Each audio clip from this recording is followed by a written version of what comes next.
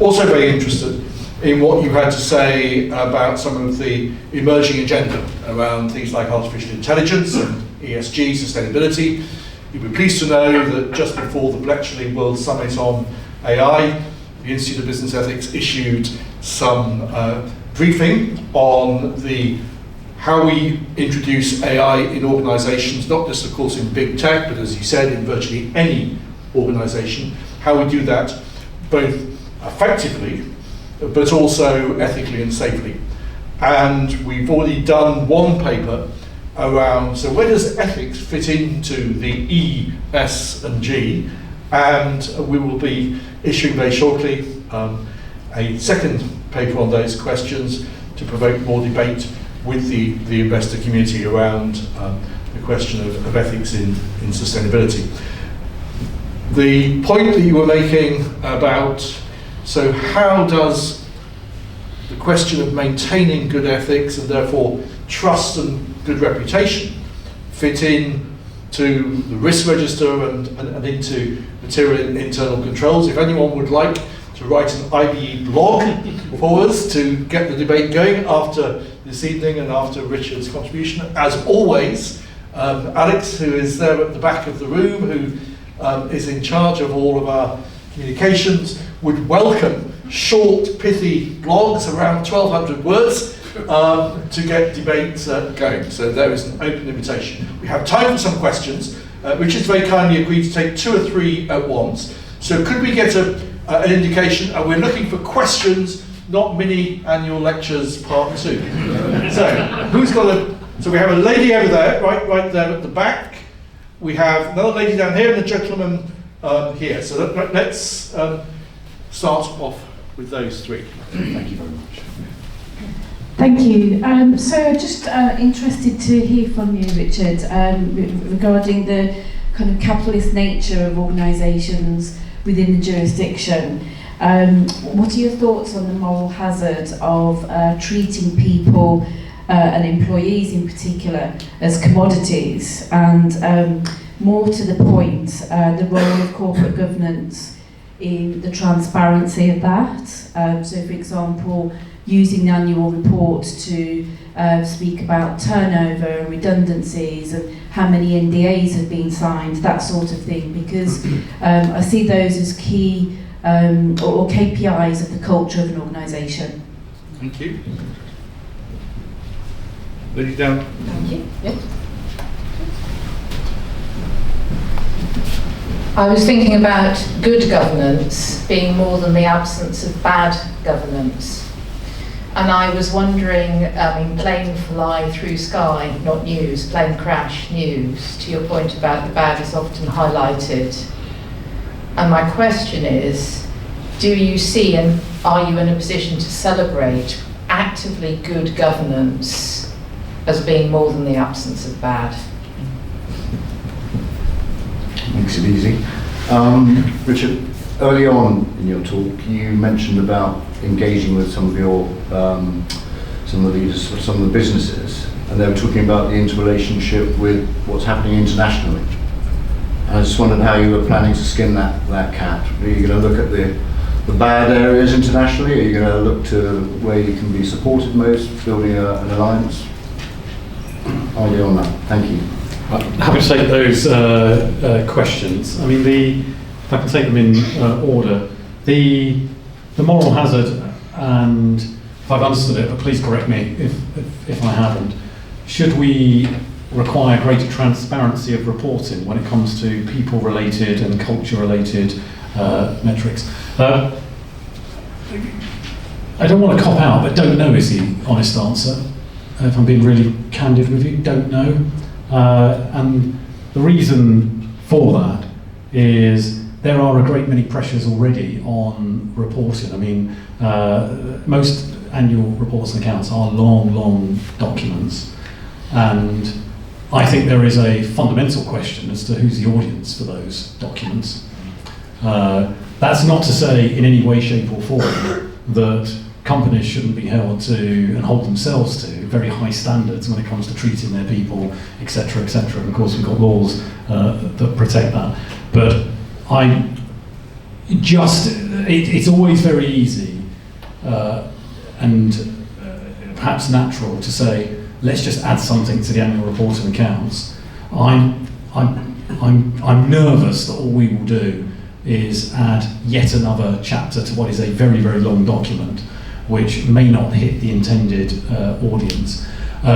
If we could be convinced that it drives the right behaviours, then I think that may lend itself into a slightly different position. So I don't for one moment take away the importance that companies should hold themselves to high standards. I'm just not convinced that just more reporting is the solution to it. Happy to debate it, but it's an instinctive response to the question. The question about whether good governance should be more than the absence of accidents and bad governance, agreed. Agreed. And actually, I think the point about reinforcing ethics and setting tone from the top is really important here. I don't think, for me, personal view, I don't think leadership is about just sitting there, in defence, making sure that things don't go wrong. I think there are certain things, particularly leaders, need to do to set the right tone in the organisation. And actually, this goes back to your point around people as well. That's my personal view. So I would accept that premise that actually good governance needs to be a proactive pursuit. It is not just you're acting as goalkeeper. So I would support that. Whether we as the FRC go further and call that out and highlight that and showcase that, I think that's a debatable point. A couple of risks there. First of all, as soon as we do that, people say, oh, how can we copy it? Is there some guidance? And I'm also nervous that you put it out there and then 6 months later, someone gets caught in a bad, and then before you know it, it's like, well, you've given a gold medal to someone that's, fallen off the perch. But again, that shouldn't take away the point and the principle, I think, that you were making, which is good governance must be a proactive pursuit. It can't just be a defence mode. On the last question on international, really, really important. I mean, we spend quite a bit of our time working with international partners, mainly standard setters, particularly the audit regulators. I had a good conversation with my opposite number from the States recently about actually the attractiveness of the profession and to what extent regulators like us need to have skin in that game. My view is we do need to have skin in that game. That's not to take away the primacy of the firms and the professional bodies, but I don't think we can be indifferent on that. And that was a conversation that we were having. The macro politics of this are interesting. A lot of the firms will say, actually, international standardisation, international alignment is really important for us. One set of books, we can cross-train and all of that. Actually, the politics of this are quite interesting because in many regimes, particularly after EU withdrawal, a lot of politicians are actually looking for any benefits that can come from divergence. And regulators like myself have had a time in the last few years navigating those currents where there is a time where standardisation is the right thing for UK PLC, and there may be a time where divergence. So, for instance, I have an example from technology where in my last organisation we did depart from international standards, but it was absolutely the right thing to do because we wanted to be first to market in harnessing a new technology in the UK.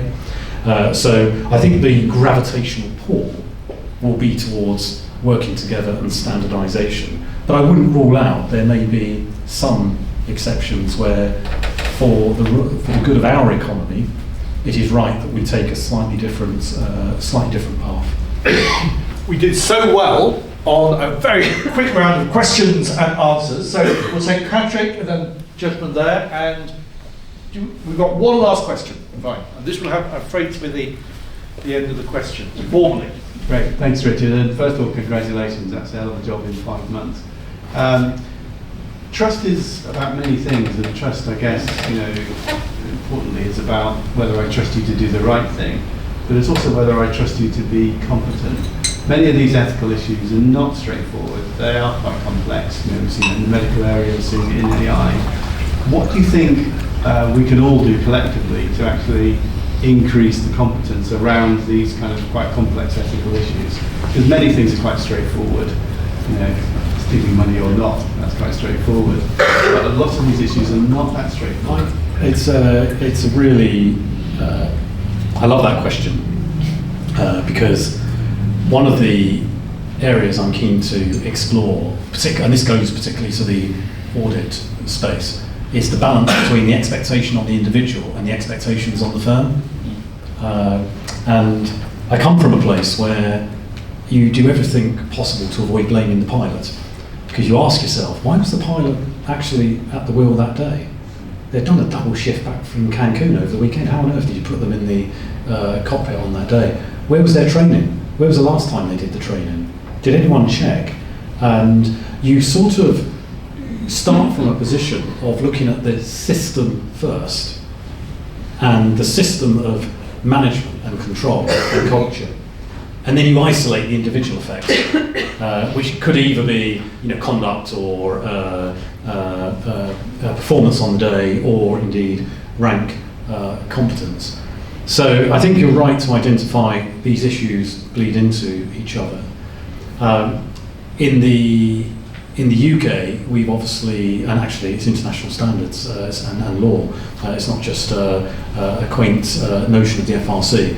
Particularly when it comes to audit, the primacy of the individual, is quite stark. We sign on the dotted line, we take action against the individual. I think there's at least a question, which is, we want to be a learning regulator. So to what extent do these individual cases, when you really trace through the root cause, go to barriers and controls that should have been put in there by companies, and it goes to the system. So that's an area I'm keen to explore over time. It does link to previous experience, so I'm nervous about just importing a playbook, but I would accept the premise that you make that these issues bleed. My takeaway is to ask questions about that which we should hold the individual on the hook for, and that which we should hold the firm or the organisation on the hook for its systems of management and control. Please. Hi, it's Daniel Valentine from the Chartered Governance Institute. Firstly, thanks for your talk, really interesting. My question, which other countries in your view are doing interesting things in respect of governance and reporting? Again, great question, because I'd love to know the answer to that. I'm the one person who hasn't been on a plane recently. I don't know is the honest answer. I am very keen though.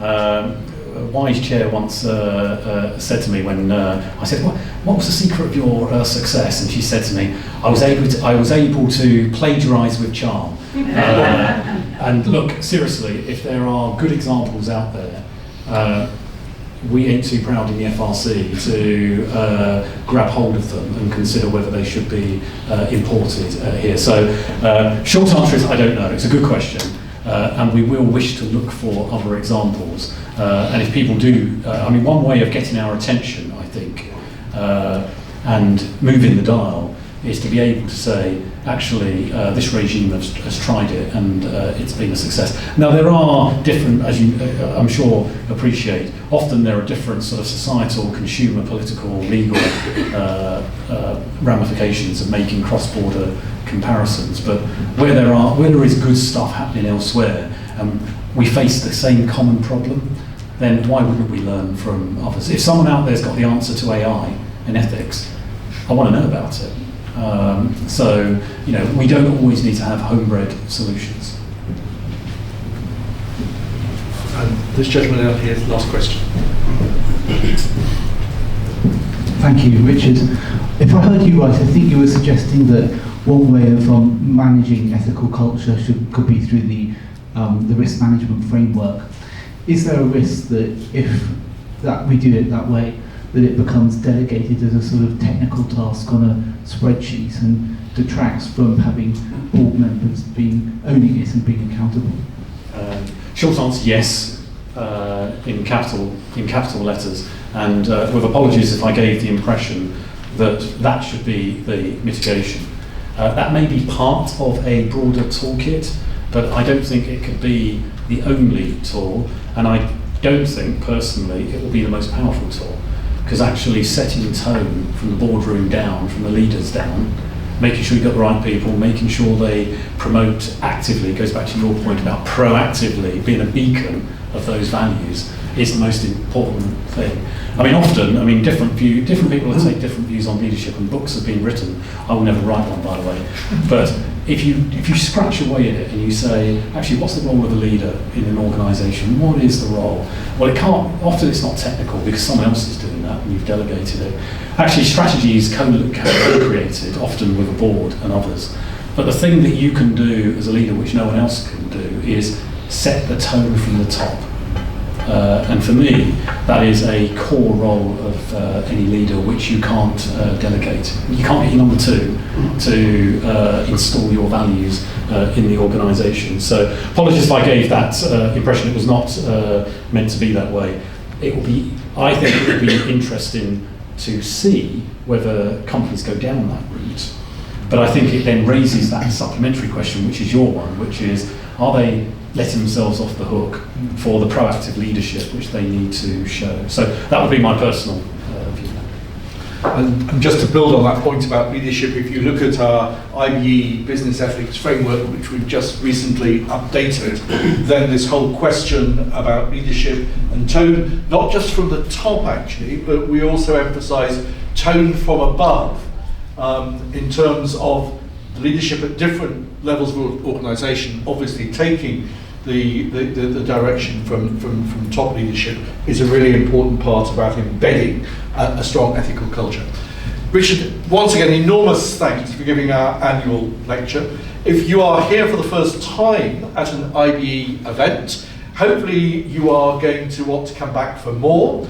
And if you are not yet a subscriber to our free weekly newsletter, as a Yorkshireman I always love to know that something is free, then please do go onto the website and sign up for the free newsletter, which gives you information about training programs that the Institute is running, about our various webinars on lots of different aspects of embedding an ethical culture.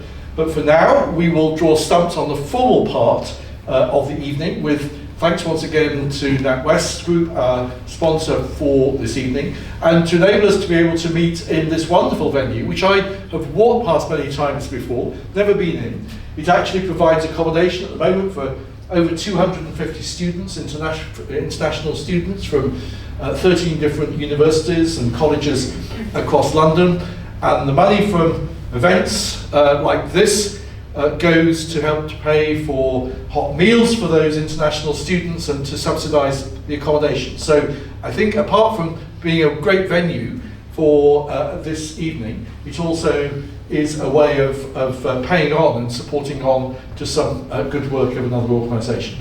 Please do join us for a drink, carry on the conversation informally, and this will be, the lecture will be on the website in the next 2 or 3 days. If you want to encourage other people to watch Richard's excellent lecture. Richard, thank you once again very much.